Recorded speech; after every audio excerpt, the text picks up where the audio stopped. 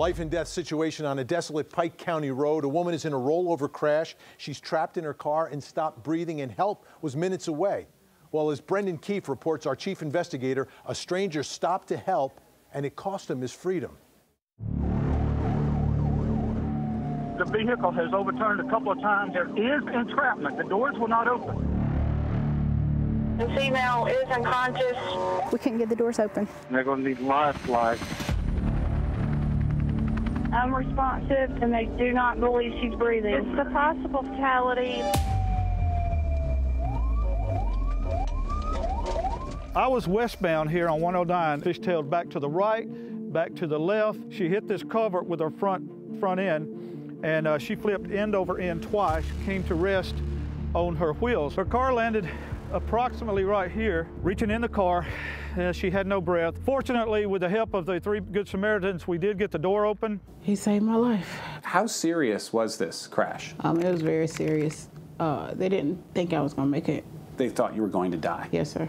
And it took 7 hours for surgeons to put all my spinal cord back together, and then they fused it together with metal rods. Becca Buchanan survived with one thing not broken: her faith in the heroism of complete strangers. Given everything you've been through, do you still feel lucky? I don't feel lucky. I feel blessed. Blessed? Blessed. Why? I drive that road every day.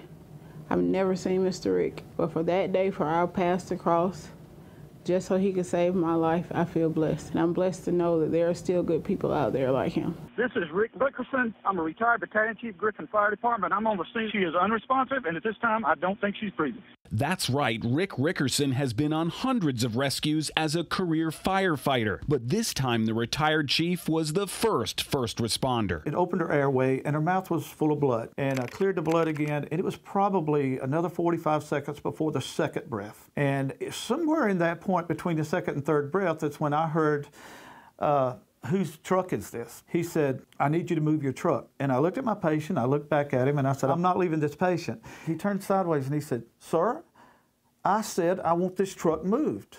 And again, I said, I'm not leaving my patient. I come close to, I had to really control myself to keep from arresting him just while ago. The man there in plain clothes is Georgia State Patrol Sergeant Scott Jeter, an instructor at the State Police Academy. Hey, buddy.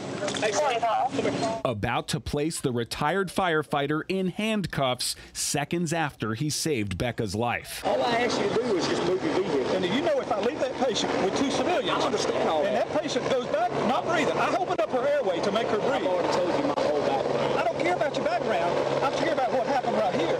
You're mad at me because I don't care about your background. He kept following me, saying, telling me he wanted me to hear him out, telling me he was a paramedic. He was once a paramedic. And I questioned him. I said, you're a paramedic. You didn't put your hands on that patient. You didn't help us open that door. All paramedics had vehicle extrication training, but he didn't do anything to assist us with this patient.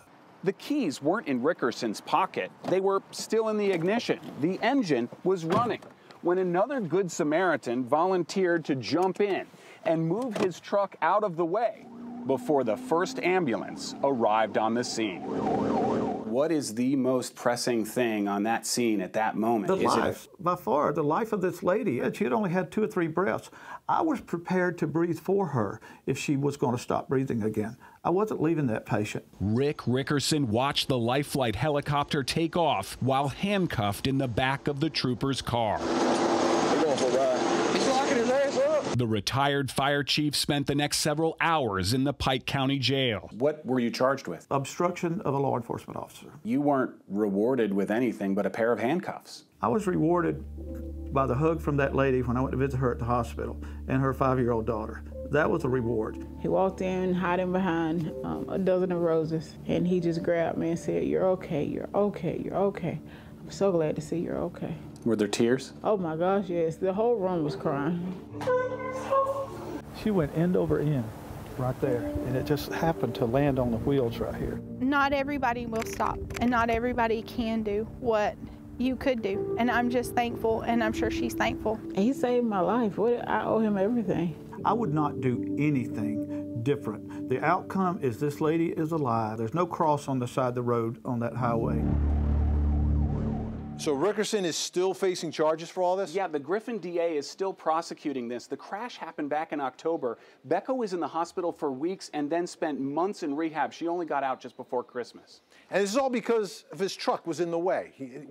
Was it ever moved? Yeah, it was moved within seconds, Vinny, by another Good Samaritan because the keys were in it, the engine was running, and Rick Rickerson, as fire chief in Griffin, actually wrote the book on where to park emergency vehicles responding to incidents like this. He parked exactly where his own manual said he should have parked his command car. Unbelievable. Thanks so much, Brendan. We appreciate it.